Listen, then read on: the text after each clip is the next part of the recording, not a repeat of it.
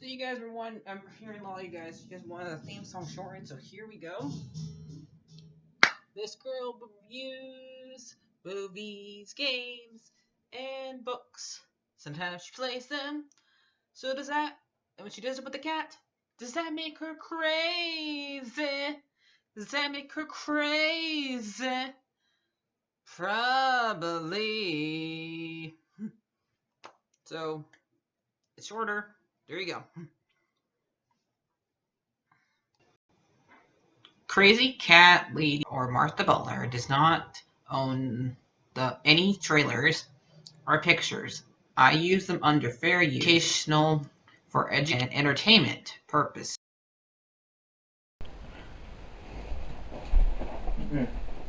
Hi everybody, Martha here. So, I finished reading the Stitchwraith, the 10th Stitchwraith, so we got one more left after this one. And this one did have a lot of lore in it, and did kind of remind me of another thing that we have a lot in our world now. Called Marble. 2 incidents basically. So basically in this one, Larson's like reading over his evidence and finds out there's Eleanor has been going through the ball pit because he like says there's like he describes Eleanor but he says like there's blood, but robots don't bleed, so yeah, that's kind of weird.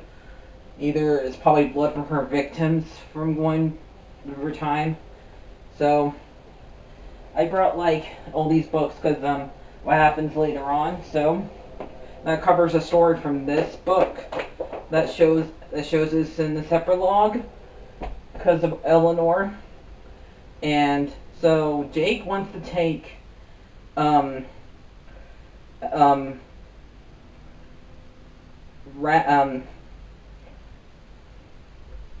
home. I'm just gonna call her Eleanor, even though her name's being called basically Rationale, whatever it is. But but we know it's Eleanor, so I'm just gonna call her Eleanor during this.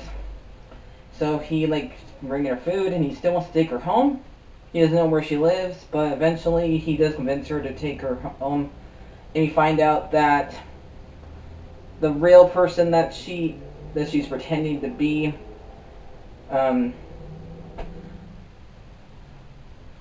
Eleanor, whatever, is trying. Renelle is the daughter of daughter of Phineas, and I guess he was trying to make another version of her through Eleanor or something like that, or with Michael Afton helping her, I'm guessing, by the looks of it on this. And Larson's there too, and he like has like a weird, tries to shoot her with one of his guns, and she makes him like fall over, and she's like a bunch of flashes, and we find out who the ones behind these amazing things. It was Eleanor all along. Yep, because Eleanor was behind the ball into the pit, because we're all in the pit's parts, because they mentioned that part during the splashes. During the flash, they also mentioned her putting together Flesh Trap. So that was like the third story for this one. We find like the ponder that they mentioned the 139 coming up in the middle of it. So she's behind that story. She's behind what happens to poor Alex. So I guess she was like throwing all those things at him that almost got lose his arm, lose his leg, and what was she doing? Driving the truck at the time that hit him, and she was behind the Blackbird because I guess she put that kid on the train track. So she was basically she was also there in To Be Beautiful, which was also she was like one point scratching on the window and scaring that poor woman. So I think that one, this one's To Be Beautiful, and I think it's one of these ones, but I think it's this one. But Anyway, she's basically, they just named those ones here. Maybe she's behind the ones that she did not name too. But apparently she's behind all of them. For some reason she's doing all this stuff and killing all these poor people. A lot of them, some of them deserved it, some of them didn't. So yeah. And she's like and then Finney walks into the room, walks right past the officer who's passed out, which I can understand that he sees somebody transforms into his daughter before he gets in there, and he thinks that's his daughter, so he would not care if somebody's knocked out right there. He's happy seeing his daughter. And Jake realizes what's going on, and he gets out of the way, but she makes it looks like that he attacks her, and so he shoots at Jake and makes it where he can't move. So he helps put something on top, have her get some goo, I guess, as she wants, make her powerful for some reason, I guess. So I'll read this last bit, the page for you. But I did like the fact that this was tying a lot of this back to her, which was pretty cool. Okay. Power, life, element. The doctor pushed a pillow under Eleanor's head and said, "Just relax. I'll be right back." He ran from the room, then returned with a roll of metal tape and containers, beakers, and bottling thick silver liquid. He pulled the tray up next to the table, while Eleanor looked up at the liquid and smiled widely. Dr. Talbot took out his phone and pushed some numbers into it. "Security. I had a break-in. Thank you." "Yes, now." Dr. Talbot glanced at Jake, and he hadn't seemed to notice an unconscious man on the floor.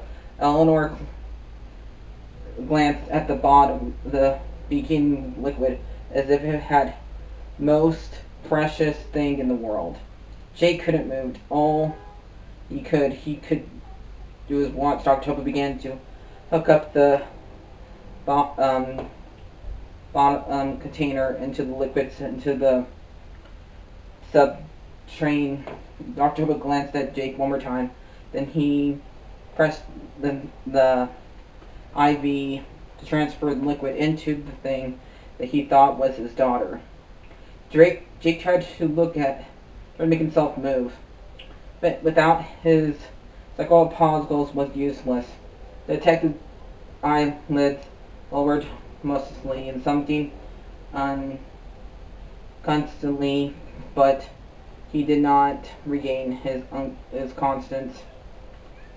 Eleanor looked up his eyes with Jake, and she was still smiling. Of course she's smiling. He thought Jake won. She won. Something was changing at Nora's disguise, and was this gripping, dark, curled hair from her upwards from disappeared before he hit the floor. The healthy-looking pink flash of her face melted away from the thin liquid and the great skin. Dr. Talbot threw from back in horror. Eleanor's huge, dead eyes bulged and her red hair, mouth gapped in subdued victory, zipline of her teeth, and she looked at Jake, her eyes pulsing and her jaw unhinged, opening wide. So I also forgot, she also mentioned her dad also mentioned room number where they have William Afton, and I don't know which one that one's from, but that's one she's also behind.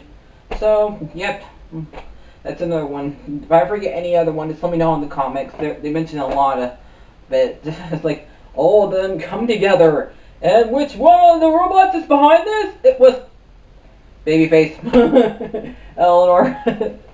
So yeah, we're gonna find out why she did all this stuff in the next one. I mean, it's pretty cool that they figured they had one of them behind all this, and we find out why she wanted to do this stuff. So they are going to tie all these stories back together. So that's pretty cool.